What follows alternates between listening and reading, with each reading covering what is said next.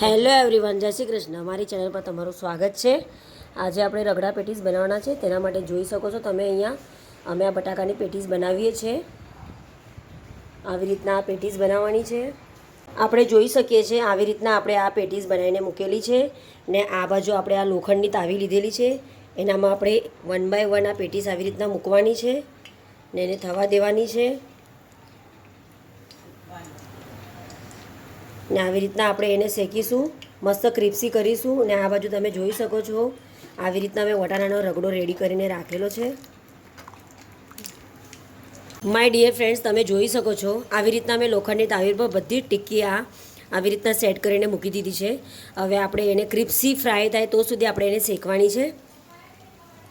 આપણે જોઈ શકીએ છીએ આપણે વન સાઈડ આ ટિક્કી શેકીને રેડી થઈ ગયેલી છે. હવે બીજી સાઈડ પણ આપણે વ્યવસ્થિત શેકવા દેવીશું ને પછી આપણે આ ટિક્કી રેડી થઈ જશે. આપણે જોઈ શકીએ છીએ એક બાજુ આપણે આ બટાકાની પેટીસ બને છે ને આ બાજુ આપણે આટલી આ પેટીસ બની ગઈ છે. ને રગડા પેટીસમાં નાખવા માટે આપણે ઝીણી સેવ લીધી છે. અહીંયા સુરતી ભૂસું લીધું છે, ખાટું મીઠું, પછી કાંદા, ટામેટાં, કોથમીર સમારીને રાખેલા છે.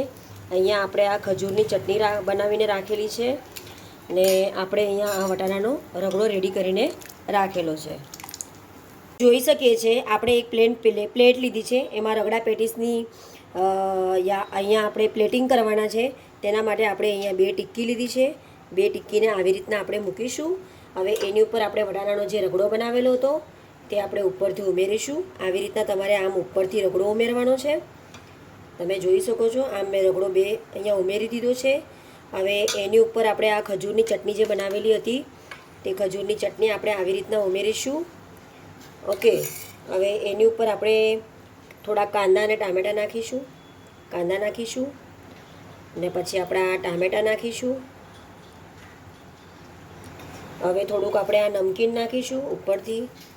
તમને નમકીન ભાવતું છે તો નમકીન પણ નાખીશું આવી રીતના. હવે આપણે એની ઉપર થોડીક સેવ ઉમેરીશું, ઝીણી સેવ.